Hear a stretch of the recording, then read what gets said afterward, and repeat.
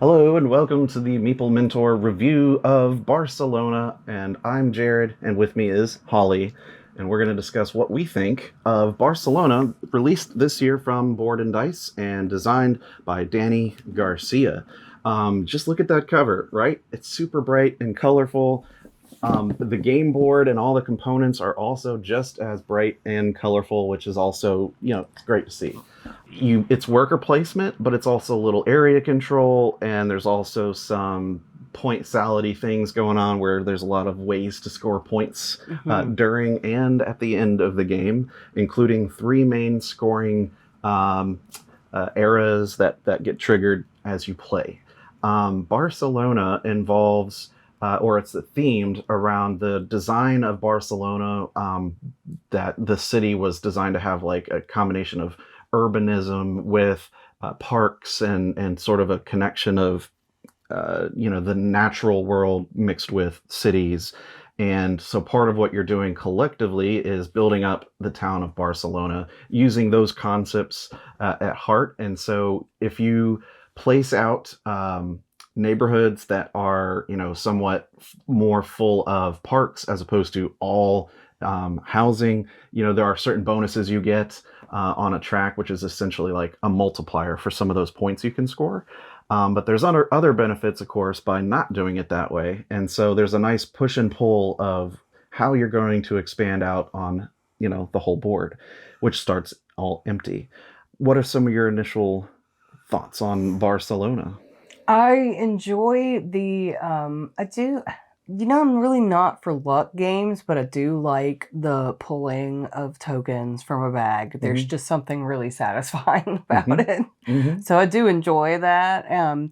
Finding out and trying to strategize which workers I can use for which buildings, because there are only this many workers for this area, and where should I put my streets. It's cool. It's a thinky game, but it's not excruciating. Right. So there's strategy, but there's also tactics involved because of the whole luck situation where you've got a bag of these citizen tokens and you pull out two, and those are the ones that you're going to be using on your turn. And then after you pull them, you refill from the bag, but you get a little bit of time to sort of plan that. You place the two that you have, one stacked on each other on intersections, and the actions that you get to take are either 2 or 3 actions, because there's also a diagonal. But you look at the intersection on the outer edge of the row in the column, and the action that road is pointing at when you place there, that's the action you get. So you can have 2 up to 3 if you're in the diagonal as well. There's also some replayability options with moving some of those actions in different locations and randomizing where those are each game. But even the standard game setup works pretty well for distribution of what actions you can take and how they apply to putting your stuff out. Everyone's going to get their own player board in this, including a bunch of your own tokens like street tiles, narrow roads, and wide roads, which can all score when placed. Intersection tiles that go on intersections. Those are great because you can get ongoing benefits whenever anyone places their citizen stack on your intersection. The amount of bonus that you get is based on how many intersections that you've already placed on the board. So the more you have out, the stronger that bonus action becomes when it's not even your turn. And those are really cool player interaction dynamics because people want to often put their intersection out, that token on a specific space that they see everyone going to a lot, which makes it very competitive, I think, early especially, to try to get them out on the most preferred places. And now, of course, people who've played the game before, and especially without using the randomization of the actions, there are, I think, some more powerful early intersection spaces than others. And so those will definitely be I'm sorry. more important. I'm just thinking about you placing your intersections there every first turn and going, no, you don't say. Yeah. There are some good places that you want to have out early, which I think really benefits people who've played the game before when playing this for the first time. So I think if you've played it more than once, you do want to consider putting those random action tiles out so it's not as obvious or clear what spaces might be best for your intersection that might get more use for the rest of the game. When you remove or when you add a new hex tile, which, well, it's not even a hex, more like a square. You're talking about the buildings, yeah, right? the building I just tiles. call them buildings. Yeah, when you put the buildings out, there's 3 levels, and it's like depending on how urban or how nature oriented it is, and they tell you like what type of citizen is needed to place them there.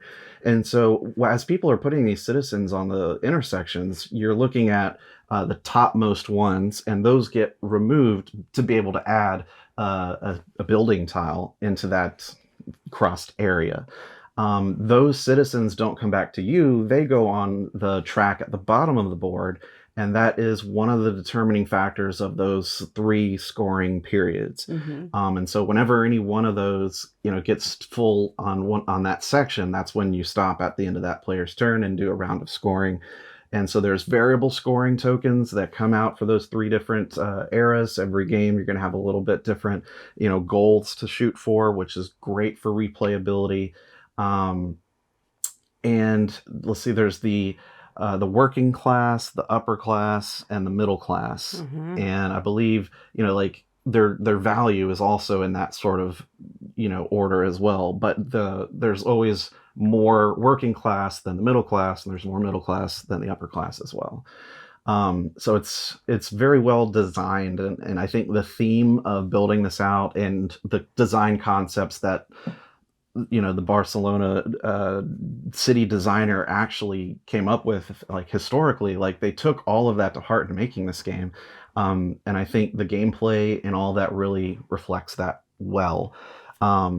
I had a great time playing this, and we played it several times. So many times. And we took it to a convention, and it was also a blast. And from what I remember, playing it at various player counts, and it's 1 to 4, but we played it at 2, 3, and 4 players. They all play great. Honestly, I didn't have a bad experience with any player count.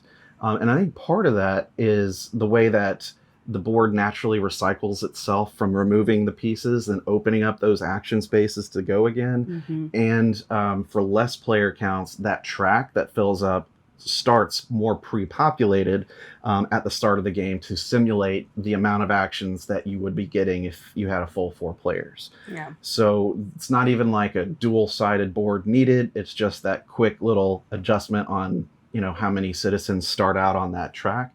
And it really works. And I think they did a really great job, balancing all of that with the player count, and the gameplay experience feels the same, no matter the player count.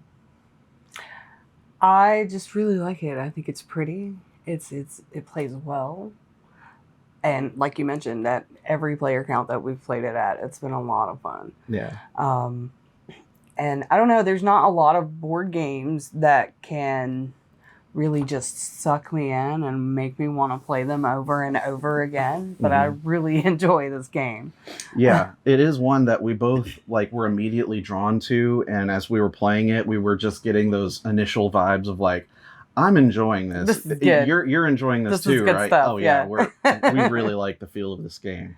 I really like the variable scoring and the different ways that you can get scoring tiles and bonuses throughout this basic process that I explained on your actions, because some of those actions are what give you those extra ways to get bonuses. And so it's a matter of when's a good time to place your streets and get points that way, or when's a good time to get those cobblestones and try to build that up.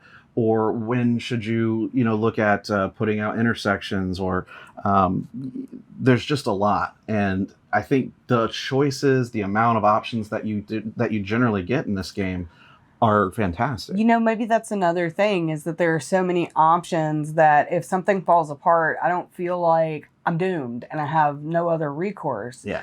It's simple to just make an adjustment in this game. Right, because your board also has a lot of pre-printed points that you can easily see. It's like, oh, okay, if I keep developing on this is going to give me more points. Or if I keep focusing on this now, this unlocks and this is going to give me more bonuses, which, so there's a lot of ways, like she said, to just sort of maneuver. And that's where I would say this has that great tactical side as well as strategy.